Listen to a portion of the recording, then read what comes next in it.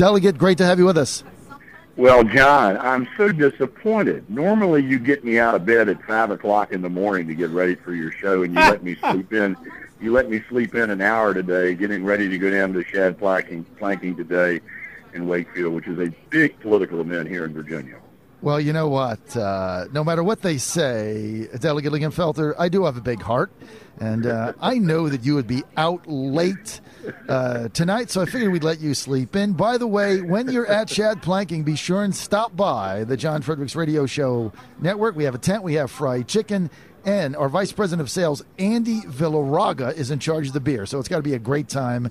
And before we get into our time together, Delegate, we want to go right to the telephones where I think we have someone holding. Yes, so we've got Michael from Virginia Beach who called in to speak to Delegate Lingamfelter. Go ahead, Michael. You're on the air.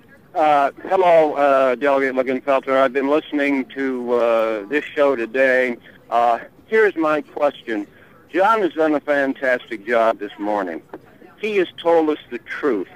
He has told it straighter than any broadcaster on the national scene right now about this immigration reform bill, saying that it's nothing but an amnesty cover-up, a sales job. My question to you, as a delegate from this great state of Virginia, what is, and I'd like to give my answer to the question, but I'll let you go first. What is the most important thing that you, as a delegate to this great state, can do to stop this horde of locusts that are coming across our southern border to overthrow our great Protestant republic? What can you do? Well, my first response is, what can we do is correct. That is the correct answer. What can we do? The House of Delegates, the Virginia legislature, of course, is in the boat that many other people are in with respect to this issue. And that is, we need a Congress, not an oligarchy, not an oligarchy. We need a Congress elected of the people who will follow the will of the people. And sometimes I look up there, John, and I see these guys, and I just think it's babbling nonsense. I mean, I have to tell you that, imagine yourself in a boat. Imagine yourself in a boat, and the boat is leaking. You've really got three courses of action. You can jump out of the boat, and you can swim to shore and hope that you get there.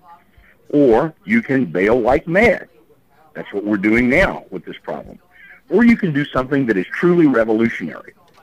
Plug the darn hole. I have watched this illegal immigration debate now, not only with the eyes of a legislator, but the eyes of a soldier, because I served in the Army for 28 years. Right. And I am absolutely, John, mystified why it has taken so darn long for people to understand that until you secure your borders, I don't care what you do. You can pass all the nice laws you want. You can pass all the neat enabling pieces of legislation that you care to. But until you secure the border, forget it. You're not going to solve the problem. I listened to Chuck Schumer say, well, we got to, stop this next wave of illegal immigration. Give me a break. Quit babbling nonsense and get down there and get up on the Canadian border, and both need to be secured, my friends, because there's a terrorist component to this. There's no question, and I think as the details of this so-called immigration reform bill from the Gang of Eight, as it gets flushed out and people see the details of it, this is a bureaucratic boiling wash. We'll never figure out how to track any of this stuff. But at the end of the day, it does nothing to secure the border at all beyond a lot of paperwork. And as I said earlier, this is a sales job. So I appreciate your comments on that. And by the way, I mean, I have to sell ads all the time, but you have to have some meat behind your sales presentation. Otherwise, it's just a lot of gas bagging and hot air. You're exactly right, John. If hot air could stop illegal immigration, we'd have none. Exactly. Okay, I want to get to politics for a minute. Delegate Lingamfelter, you're a candidate for the Republican nomination for lieutenant governor. That is going to be decided at the at a Republican convention in Richmond on May 18th. There's about 9,000 or so pre-filed delegates that'll be there. They're going to determine the outcome. There's 6 other candidates. Big field. Now, on Tuesday, you made a major announcement that in some of your published material and statements made, you said could be a game changer, that you had secured the endorsement of former Florida Representative Allen West, retired Colonel Allen West. Why do you think an endorsement from somebody in Florida who got beat, by the way, in 2012 can change the game? It's all about principle. I think what you see, John, in the voting public today is they're looking for people who will be what they say they are and do what they say they will.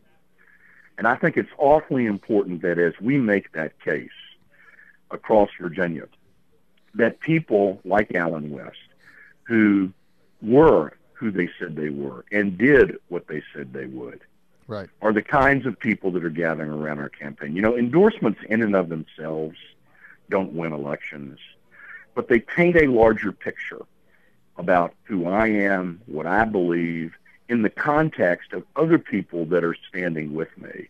We have over 30-some delegates and former delegates of the Virginia House of Delegates who have been my colleagues, who know me well, who have watched me in action, who know that I'm a principled, authentic conservative that will stand and lead in the example of Ronald Reagan.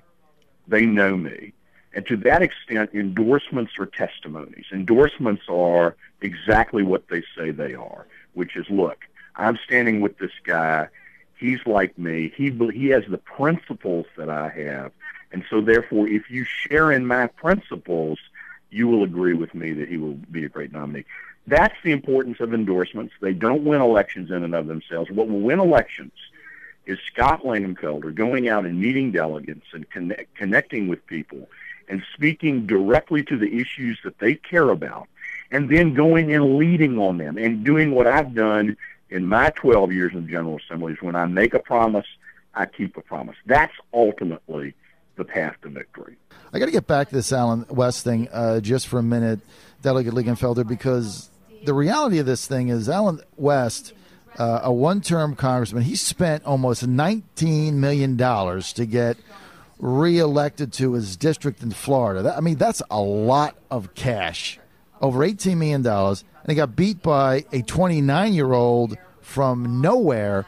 A lot of people said that it was a lot of the over-the-top, fiery, rhetorical rhetoric that West had that just turned people off. So, I'm just trying to figure out how this translates into a win for Scott Lingamfelter politically. Well, here's John. Here's a point I would add to the framework that you just laid out, and that is the people that many people say are in the establishment that don't want to hear truth, that don't want to hear principle, that don't want things shaken up, that don't want to engage the public where the public is. Those people actually work against Allen, and I think you can talk to him and take his election apart.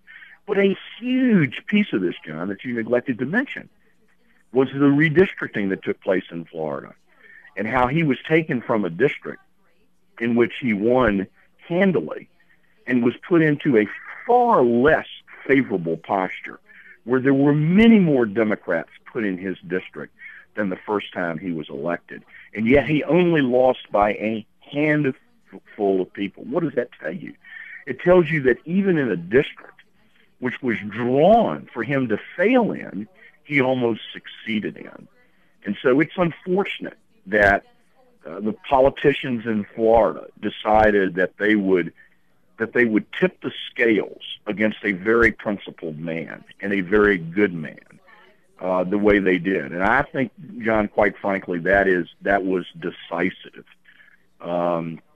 in his loss. But let me tell you what, the American people have not lost when it comes to Allen West and people like him who are willing to stand up and speak truth to power and take on the sort of established view that we just have to fall in line, raise taxes, and submit to the kinds of things, John, that people want to submit to with this immigration piece that you and I both know right. is not going to be good for the policy of immigration in the United States. And so I would say that you've got to factor that in, John, when you look at Alan's performance in Florida. I'll take that on face value, sir, as you've outlined it. I want to get to the financial picture. April 15th, campaign disclosures came in.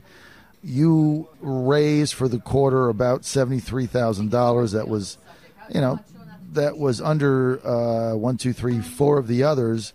You got $26,000 cash on hand. Now, just to give you an example, Corey Stewart, one of your competitors, chairman of the supervisors in Prince William County, he's got $363,000.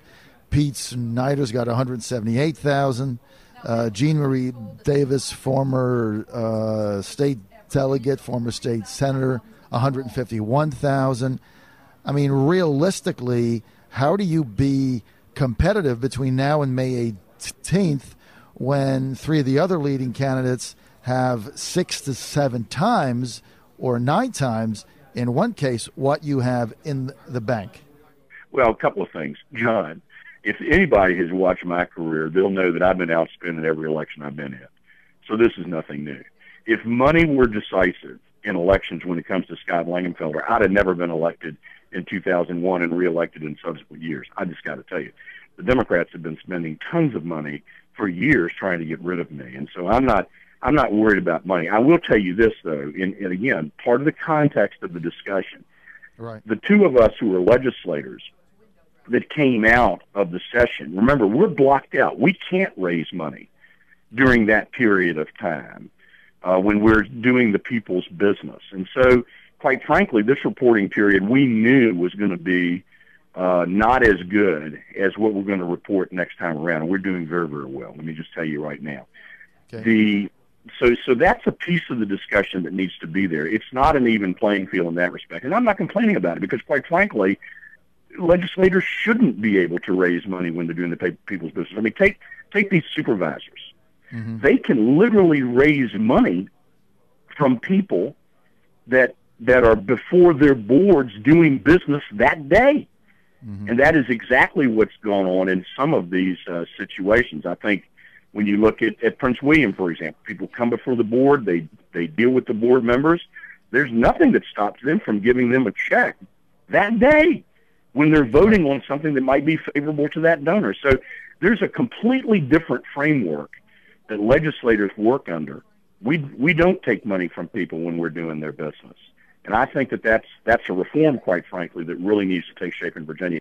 And, if I were Pete Snyder, God love him, I bless him for all his hard work. I mean, if I had millions, it'd be great. I'm not a rich guy. I've been in the service of my country most of my life. I've not made a lot of money. But I would tell you what's going to be decisive in this election. Who has the leadership ability, who is the authentic conservative, who has the record, not a brochure, and who has a record of being elected even when they don't have a pile of cash. Final question. Both yourself and Corey Stewart, chairman of supervisors of Prince William County, you're both from Prince William County. If somebody's in Prince William County, they're undecided between the two hometown guys, what is the biggest policy difference between yourself and Stewart?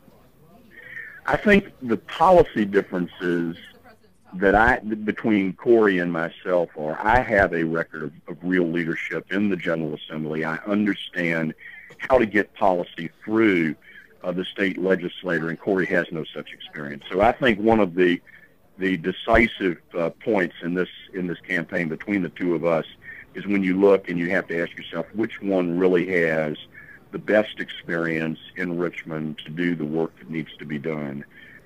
Quite frankly, Corey says he's lowered taxes in Prince William. It's a quite different story, and I think when you begin to look at the policy, I mean, my real estate taxes have gone up 13.5%. Maybe I'm the only guy that did in Prince William, but I can tell you others will tell you the same. So when people say taxes have come down in Prince William, not completely true.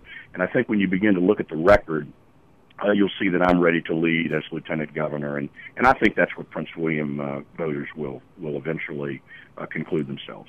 Delegate Lingamfelter, give out your website, of course. www.scott4forva.com. Scott4va.com. We'll see you guys. Take care.